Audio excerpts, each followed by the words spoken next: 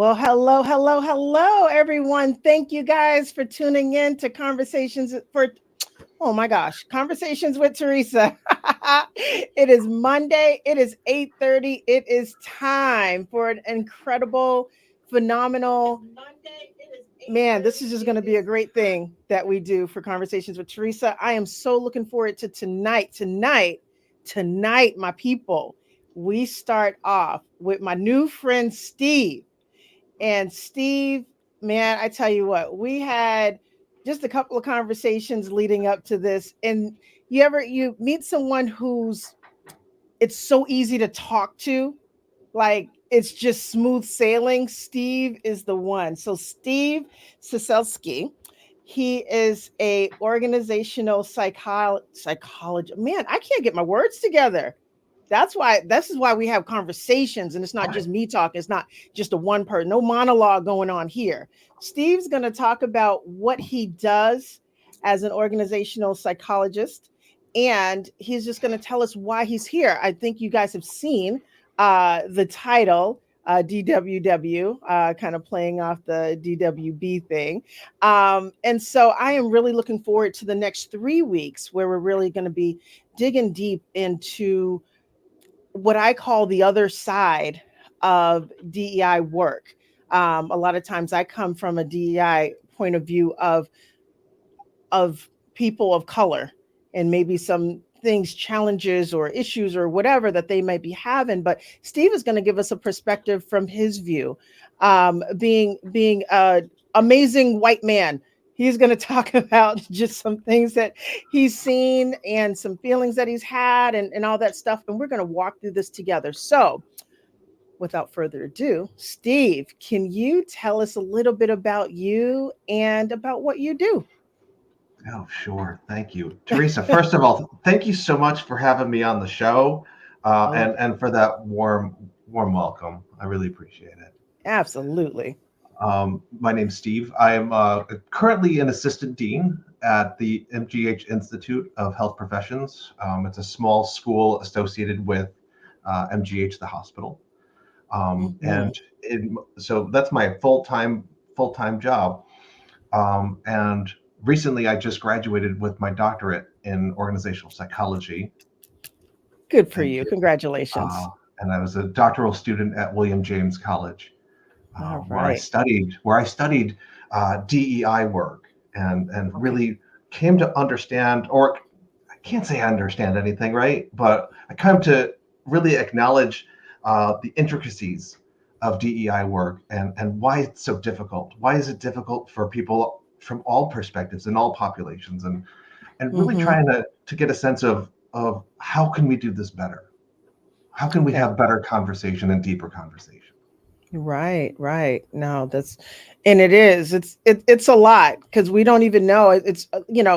I'll just tell the audience when we were talking before, I was like, Steve, and again, I kind of gathered this from our conversations before. I'm like, are you okay that I just call you a white guy? Like, and it was just like, even, being able to say certain things and be comfortable with it is where we need to get to really make DEI work helpful, useful, meaningful, right? To move the needle.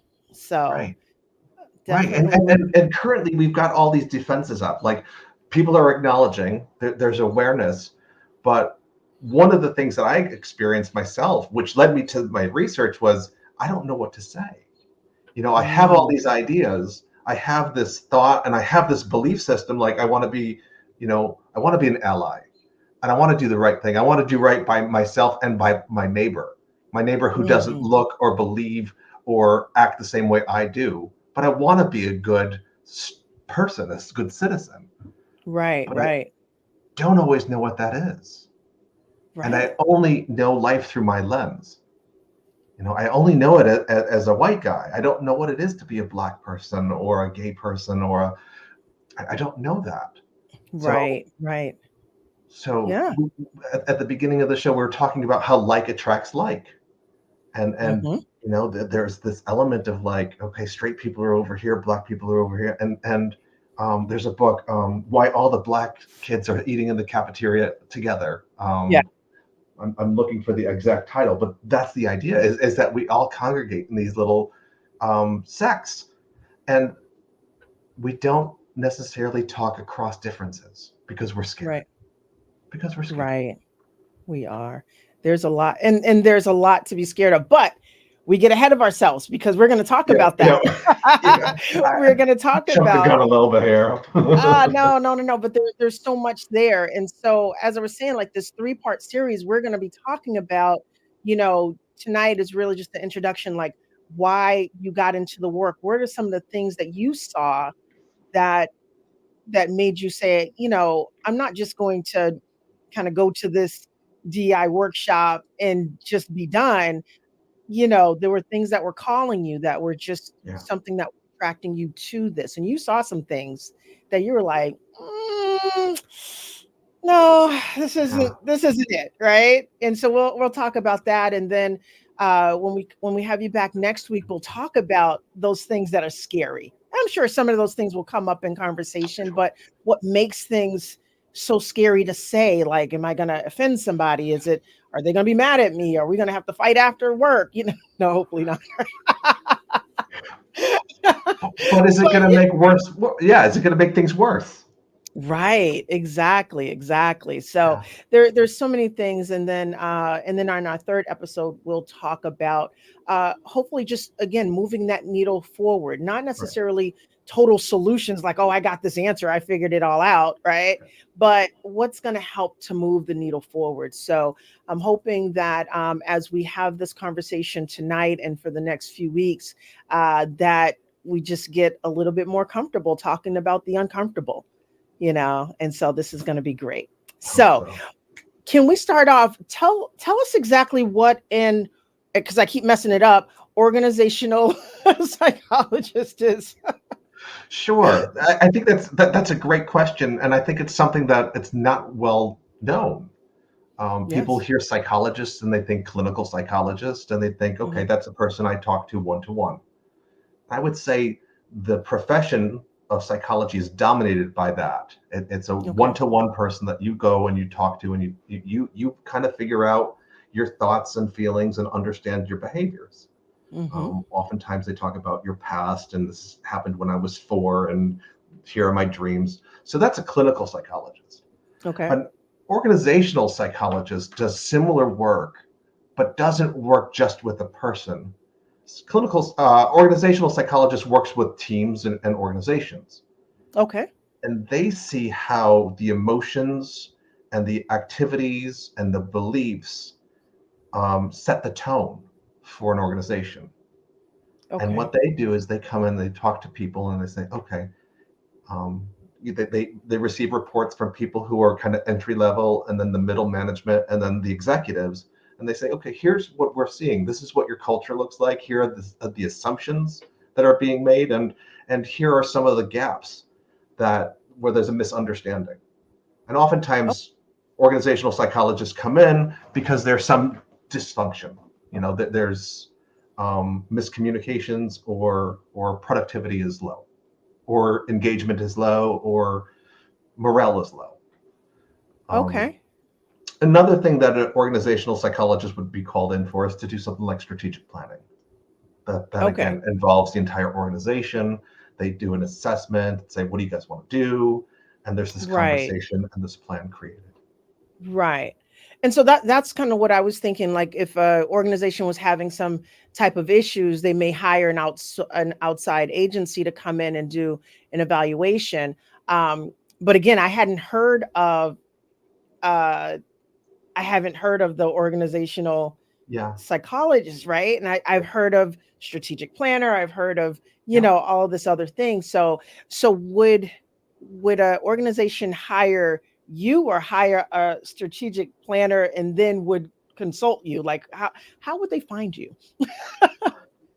I would say, by and large, a lot of people who are into strategic planning have some element of background in organizational psychology. Okay. I would say that they're probably a master's level or higher, but they've got some sense of how organizations and systems work and how they learn. Okay.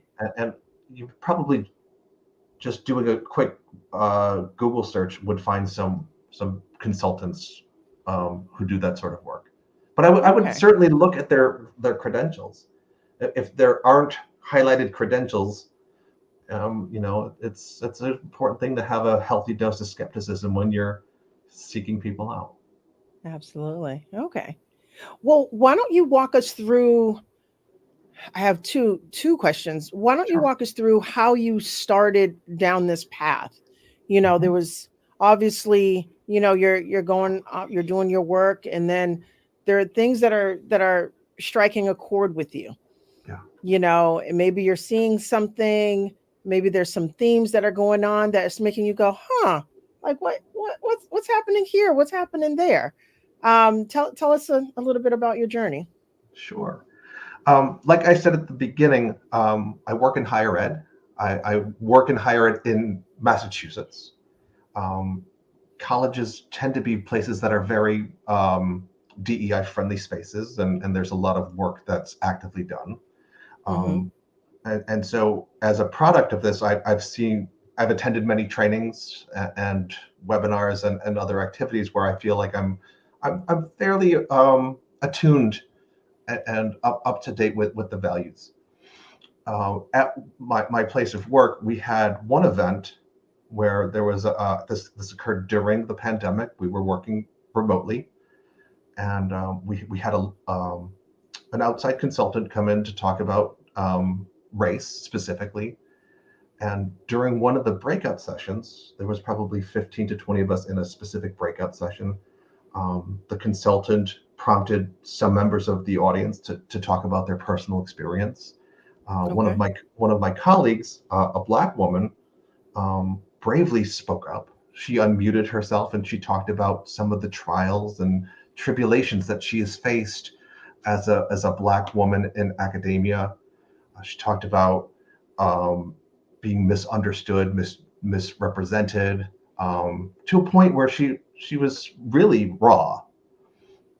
She was speaking to, like I said, 15 or 20 of her colleagues. Mm-hmm. Um, and when she was done, she muted herself, and the rest of us said nothing. Hmm. Had I been in a conversation one to one with this person, I would have been very quick to talk and to like just um, value her contribution and just acknowledge her disclosure, her bravery, and Right. just be present with her. But in Mm-hmm. that moment, in a group, I said nothing. And after a very long stretch, which could have been only 15 seconds, but in the moment, Right. she then unmuted herself and she said, "Did anyone just hear me?" Wow. And at that point, I felt like, you know, I failed. I failed as a person who wants to be an ally. I failed as a good colleague. What Hmm. what is it in this moment that's causing me to pause, to say nothing? So that's the genesis of this entire thing is what did I Wow. experience in that moment? Wow. I don't know if you could disclose or if you remember some of the specific things that she may have said, and I don't know if that's you know too. I mean, I have no idea who you're talking about, but I'm just thinking, some of the things that we go through, maybe even that pause, like, did you hear me? Because that's one of the things that we could feel as Black people, like, did you hear what I just said? Like, do I make any sense? Do you understand the words that are coming out of my mouth? You know, those type of things. I don't know if you're at liberty to share, and if not, that's fine. She spoke about her rise through the academic ranks and how things felt more difficult for her, how she there was more harsh criticism of her. Things didn't come as easily to her, and um, she just seemed like she had less support than other folks. I don't want to get into all the Right, details, absolutely. but it was very much her story and the struggle she went through, and the struggle that she went through that she said was a result of her race and her identity as a Black woman. So totally going to put you on the spot. And so as you were trying to be this good human, but you were Mhm. silenced by different things, right? Yeah. What do I say? Should I say anything? Am I the person to say anything? I'm sure there were some of those things that were going on. Um, were you able to, I don't know, what after that, like what happened to you? Like I know you went on to do this work, but like you said it was the genesis, but what were the things that you were thinking and feeling, and then what did you do after? It was a gut check. She asked, "Does anyone hear?" And I didn't remember even doing this. I just unmuted myself without any like conscious thought, and I said, "I hear you. I don't know what to say, Hmm. but I Yeah. hear you." And so it was really those two things that really jump started things. Is okay. What's the right thing to say in that moment? And more importantly than anything else, it's to be an authentic human being and Hmm. bear witness to another human being. Right. Right. And then Absolutely. and then it's okay.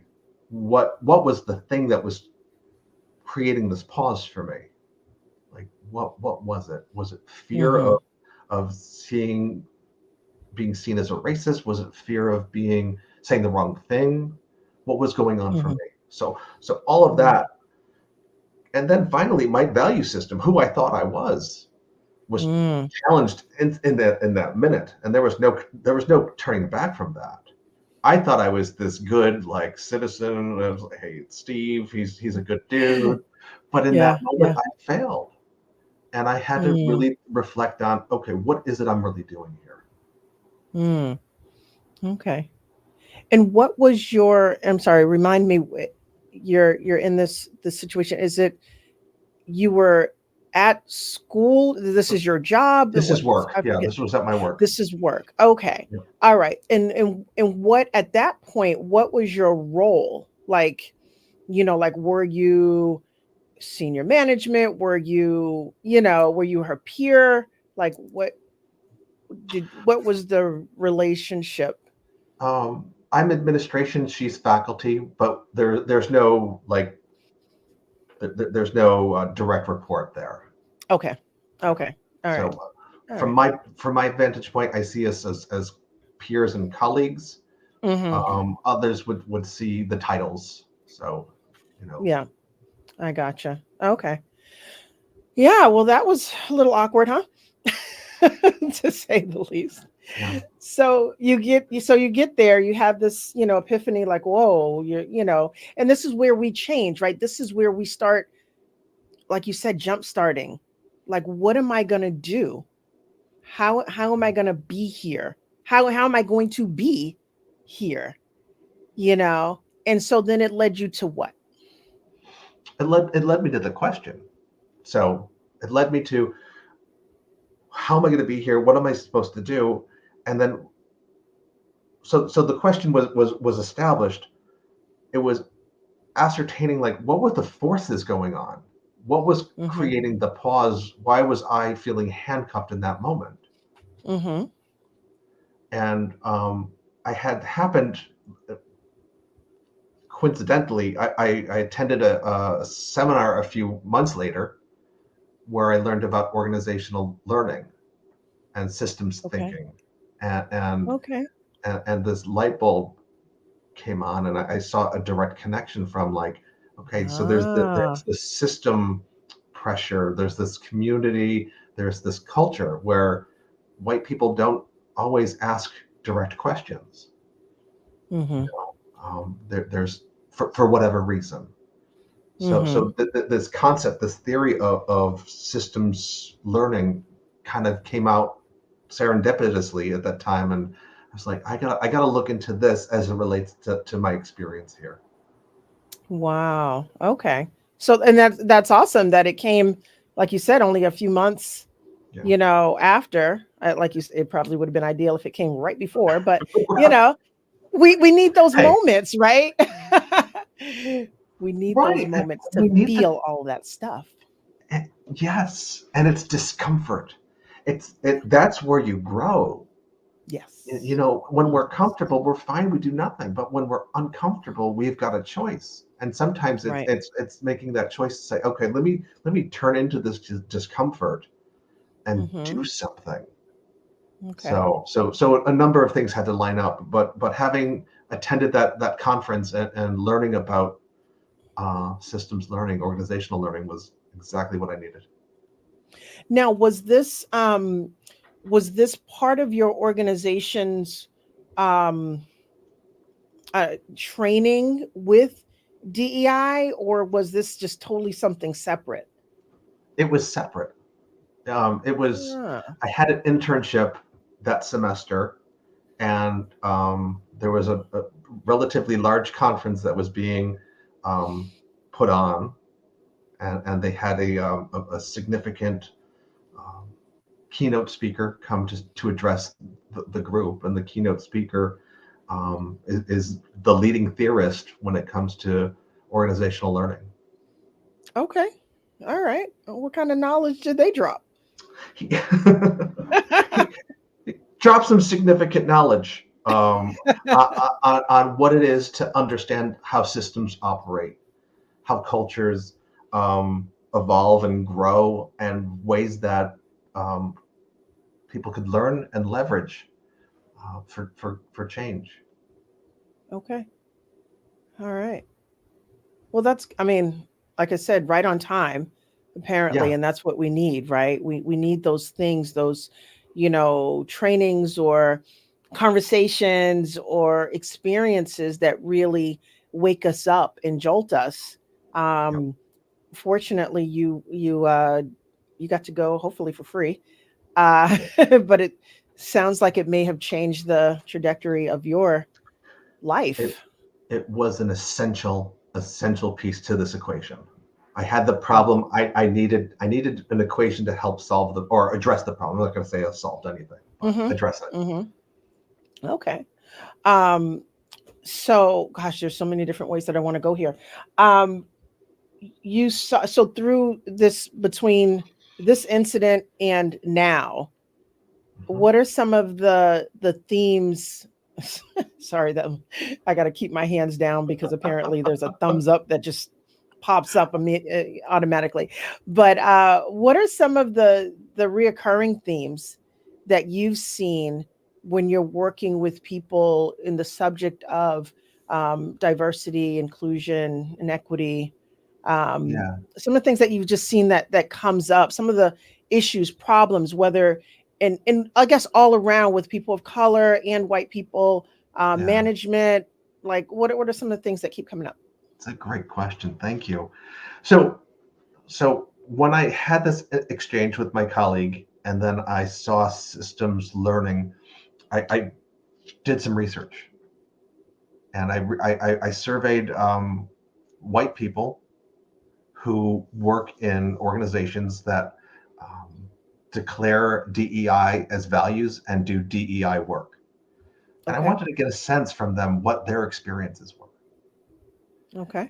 And what I came across, which was pretty interesting, well, is that five themes emerged about how they were understanding DEI work. So Okay. their experiences. One was that a lot of people were just scapegoating the organization. They said, the question would be about, tell me about your impression. I was very interested in the respondents' psychological experience, like, hey, tell me your thoughts, tell me your feelings. And Right. one question was, tell me about you. And they didn't answer about themselves. They answered Hmm. about their organization. And oftentimes the answer about the organization was criticism, Hmm. which tells me that there's confusion, there's anger, and some unmet like unanswered questions that they haven't really fully understood. So it comes out as emotion and they project it onto other folks. Can you give me an example? I can give you an example. People will say, they're doing this DEI stuff, but it's just window dressing. It's just they're doing this DEI, but it's all for show. Okay. So they're criticizing the actual purpose for it. Does that make sense? Yep. Now I understand. Okay. I wasn't sure if they were criticizing the organization or the work, the DEI work itself. It may be a little both. I'm not sure. The object was the organization. The organization doesn't know what they're doing. What they do, whatever they do it fails and it's a bust. So there's this real critical lens on what the organization does. Okay. Got it. Another theme related to this was that feelings. I asked, tell me about your feelings. And people don't like talking about feelings, but they told me their thoughts. Okay. So I'd say, has your feelings changed as a result of the DEI interventions that your organization does? And they'll say something along the lines of like, I think this has been better. So they're not talking about fears. They're not talking about emotions. They're talking about, it's an evaluation of the training. Okay. If that makes sense. All right. So. Yeah, right. You're asking them about them, but they're just being very general, very vague. Yeah, exactly right. Yeah. So there is not this embracement. They're not, people aren't embracing the DEI. They're not fully understanding it. And so there's this crossroads of, the white people I surveyed, not all of them. There's some people who were very engaged in it. People are saying, I understand it. I'm fearful. I'm supportive, and I'm attempting to do better. So it's not all bad, but there are some significant themes of emotions that people weren't connecting to. Right. And I mean, in general, I feel like it's not, I don't know if it's rare. It's more rare that people grow up being allowed to express their thoughts, their feelings in their home, at work. There's consequences to those things. Yeah. And so, so not only are there consequences, but if you're not taught how to do that from an early age, or if you're shut down, I think especially, people, I won't even go into who Gen X and Y and Z are, who are people around my age, I'll put it that way. We were, you don't say a whole lot and things don't go outside the house, and and it was just like, just do what I say, type of child rearing, right? So you didn't get a chance. If you felt anything, you need to work that out all by yourself. So what, you're 7, work it out. And so yeah, I mean, so you get to the workplace, and this is not the safe place. This is your workplace. Right. Why would I bring my feelings to this workplace? Right. And to add to that, why is my workplace talking about this? I'm just here to do a job. I just got a job. I'm here. I'm going to do my job. I'm going to do it well. Leave me alone. Yeah. That's real. And here's this topic coming up, and now I'm being asked about it. I'm being taught it. I'm put through trainings on it, but I don't really know where to go from there with it. Right. That's a good point. Where do we go from here? And I think my experiences, I can't say I've had, like all these thousands and thousands of trainings or anything like that, but it was a lot of, there's information given, and then it's like, okay, we've, checkbox, we did our DEI training for the year, check back in 6 months, and, right. And see what's up. And it's much like getting a training on new software or a new way to do things, but it extends beyond just how we do our job. It's how we relate to each other. Right. And that Right. we haven't seemed to figure out how to do that well. Right. It's tough. And I know we're coming up on time. I know you have a few more themes to share, but it is really hard when you have a job to do and then now you want me to insert feelings. And it's just like, wait, you want me to do my job or my feelings? Because there's some people who are super emotional. It's like you get one or the other. You better be ready to take all of my feelings. And if you're not ready, then stop asking me Right. because, Right. there we go. And knowing that I'm accountable to my feelings, if I say the wrong thing, Yeah. there's going to be Yeah. consequences.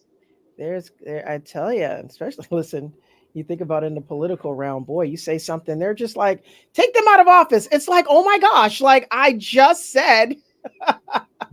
So Right. yeah, Right. yeah. So And with there's a social lot of media today, like as soon as something, yep. So right. yeah. Exactly. So okay, I don't know. Would you like to share any more themes that you've seen before we uh Yeah. come to a close? Yeah, I could do that pretty quickly. So the first theme was blaming the system. That was, Mm-hmm. getting angry with the man. The other theme was not distinguishing thoughts and feelings, like being asked feelings and giving thoughts. Right. I said that there are white people who are doing the work, who are engaging in conversation. Two other ones is one was white people were finding that DEI work was unfair. They were, other Hmm. people were getting promotions. Other people, they were getting looked over for opportunities because they're Mm. white, and this person who shouldn't have gotten the job, or this person was a diversity hire. So there's an unfair playing field now. Mm. Okay. And then the last one was people equate DEI almost exclusively with race. DEI is Mm. is a is a very broad um, value system, and it encompasses everybody.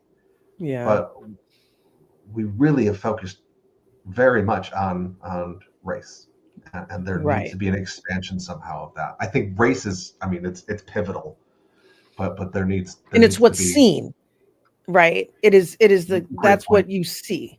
Right. So it's easy, that's what you can easily target.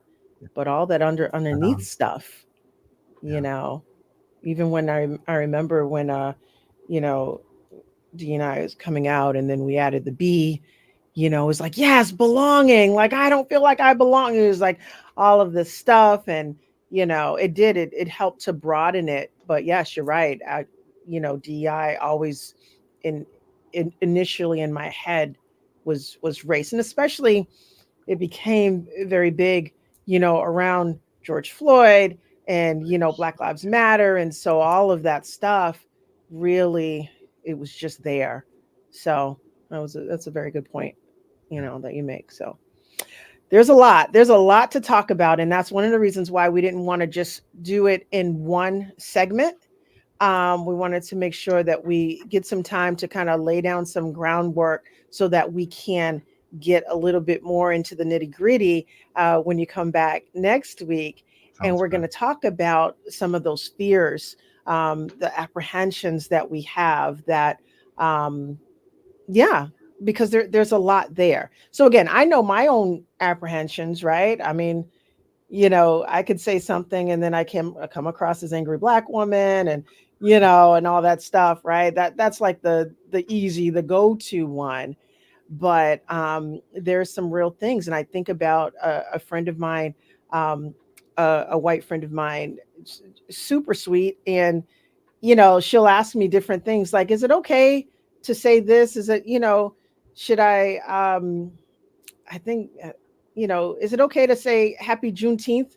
And I was like, yeah, you don't need to say that to me. Like, I'm good. Like, but how do you know unless you ask? And I appreciate, just the ask, Yeah. you know, because how would you know? Yeah. How It would you says a know? lot So, about your relationship with your friend and their ease, and that's what we yes, need. We need more of that.